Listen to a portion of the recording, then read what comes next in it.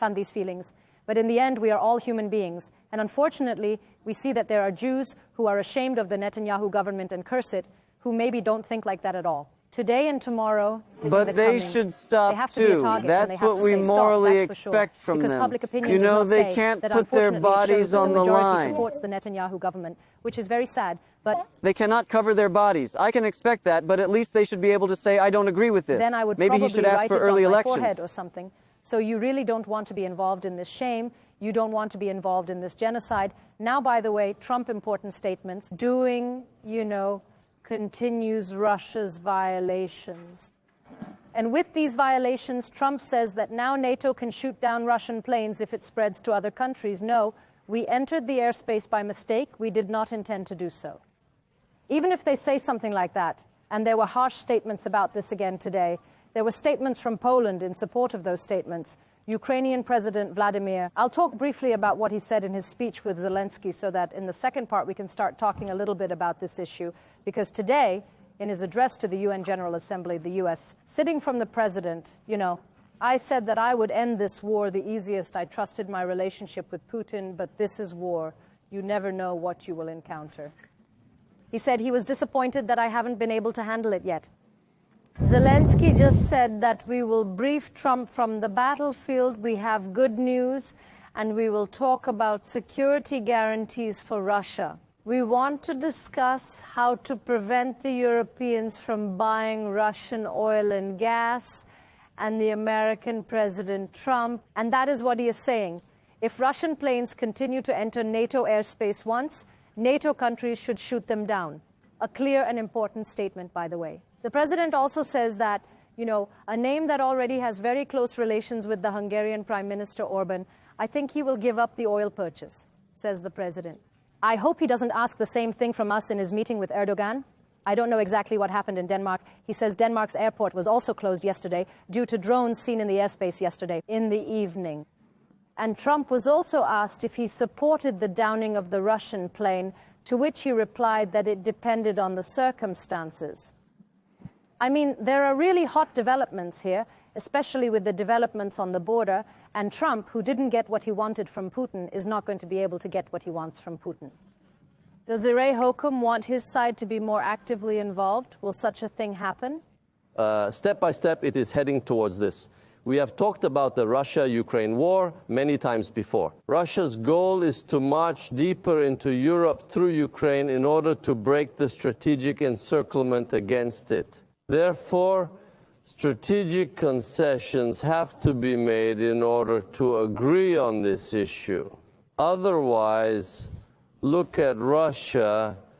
It is Finland with Europe, from Sweden to Crete, from Crete to Cyprus and Israel, and now, look, they have hit Iran. It is not a coincidence that they hit Iran. In other words, if Iran is destabilized and comes under the control of the West, Russia will be surrounded from the West and South. Russia saw this. That's why, in the beginning, the issues that Russia put forward for the Ukraine war were pretexts. What was it, sir? No. Can it enter NATO? I mean, it can't. We have repeatedly said that Ukraine cannot enter NATO. They won't let it into the European Union either. Such a problematic place. No, sir, there are Nazi battalions, battalions of the Ukrainian army. Now, will 2 battalions be a threat to the whole of Russia? Therefore, we have realized that a strategic war has started here.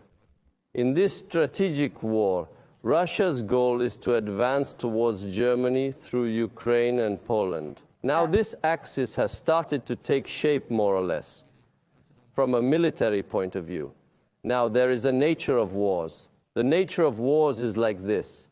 Wars start, they reach a peak, they reach a climax.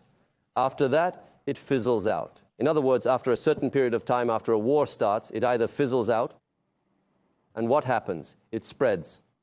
So there are 2 rules. It will spread. We have seen from the beginning that this war would spread to the north. I've told you here many times, where is it happening? In Europe. Why north? Because when the main strategic axis of approach is from the south, the war must spread to the north in order to prevent possible attacks on this axis of approach. So strategic wisdom, the Second World War is an archive. It is important. This is what it says. It is already doing something in that direction. So why are the Russians sending UAVs, and so on? You see, in Poland, 2 Russian UAVs enter, the men immediately take off the F-16s and so on. So it's a counter thing. Russia is actually testing European countries right now, testing their reactions. So, and at this point, Europe is acting wrong. Let me tell you from here, I mean, you will enter 2 or 3 UAVs, F-16s will lift them, I don't know, 35, these are not the right things. Against him, this is also becoming clear. Low altitude air defense systems are weak. Look, low altitude, Europe's low altitude air systems, weak. So let's come back to us now. The steel dome, as you know, consists of 3 layers.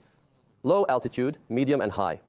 Which altitude has the most weapon systems? Low altitude. Just So as many systems have come into play. Laser systems, electromagnetic systems, systems like the Dragon that shoots bullets. Combined systems, that is, systems such as the Mace, which can use both ammunition and the missile-launching Hisar Aga. Indeed, I expressed this in a broadcast today. Turkey is one of the most advanced countries in the world in terms of defense in low-altitude drone and robotic technology. Why? Because we now understand this. As we said, this war will continue. It will spread to the north, but that's the nature of the business, sir. Robot wars, robotic wars, drone wars. We need to be ready for these drone wars. In this sense, Turkey is really testing things. Every time they send a UCAV or any other unmanned aerial vehicle, the air defense systems of the West are activated.